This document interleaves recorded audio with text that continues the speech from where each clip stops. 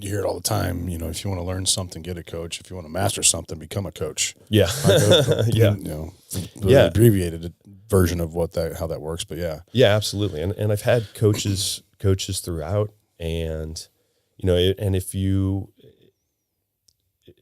don't want to coach, I mean, again, it's like we have all of this information.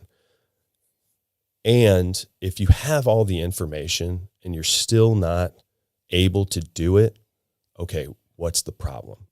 Usually it's the why. Yeah, it's the why. It's the why. It's being able to change the habits. It's being able to reject the narrative. It's being able to reject the limiting beliefs. And a coach really helps with that. And how many people are you coaching currently?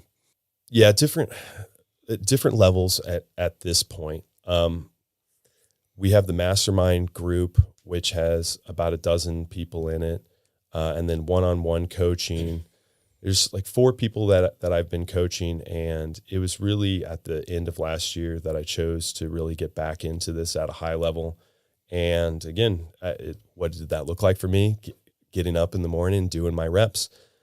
So I've been reaching out and connecting with people that are doing this at a high level. I have a really good opportunity to join another coaching organization that is now developing. It might be a little early to start talking about it, but I think that they are going to be they're also just starting, but they're going to be very influential in the real estate space. And their mission is to reduce the wealth gap, broadly speaking, but also help entrepreneurs, especially real estate agents, not just make money, but start making good money choices, become wealthy, create financial wellness and financial independence for themselves.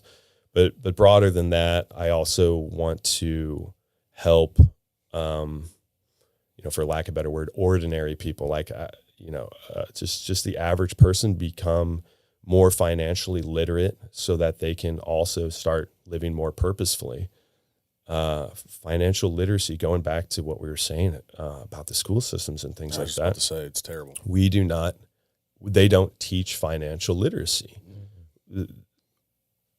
I think back to what were the financial classes that I had in school, right. And the only thing I remember doing was getting out a fake checkbook. Yeah. And writing checks. And how to balance the checkbook. So what are they teaching you to do? Pay the bills. Yeah.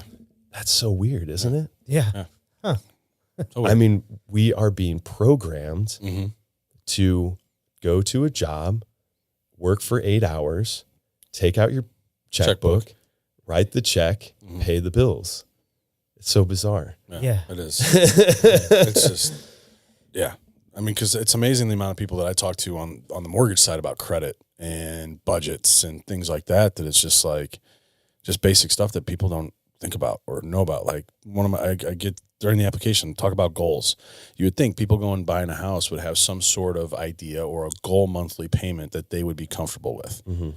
I'd say probably 75% of the people that I talk to have zero idea what I'm asking. Mm-hmm. And it's just like, all right, that tells me where we need to start with all this. So yeah. Financial literacy should be in the framework of telling your money where to go. And people just have not even really thought about that concept of telling their money where to go. And I believe that we are conditioned to think in the order of consume first, right? So where does our money go first is what are we consuming? And then we may be thinking about saving or giving a little bit and then investing last.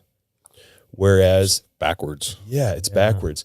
Because if we were being intentional and if we were, once we get to know who we are in the future and we start to invest in our future self, I mean, another big mindset shift is to really get to know and befriend your future self so that you want to do them favors. And one of the best favors that you can do for them is to put that invest first, put a percentage into investment first, and then give, and then save, and then consume last. And that giving part, again, going back to, the narrative, I think a lot of people think giving to charity, giving to whatever, but really that giving can be giving your time as well. Mm-hmm.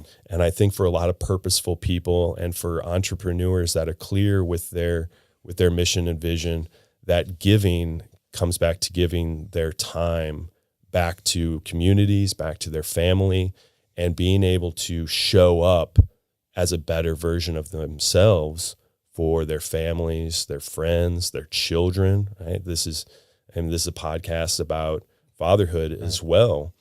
And now that I have chosen to spend my money, like everybody spends their money, I chose to spend my money on a machine that makes more money. And that allows me to have bought back my time. And now I get to spend that time with my children. I get to be more influential in their lives and their development and help them to be better versions of themselves as well.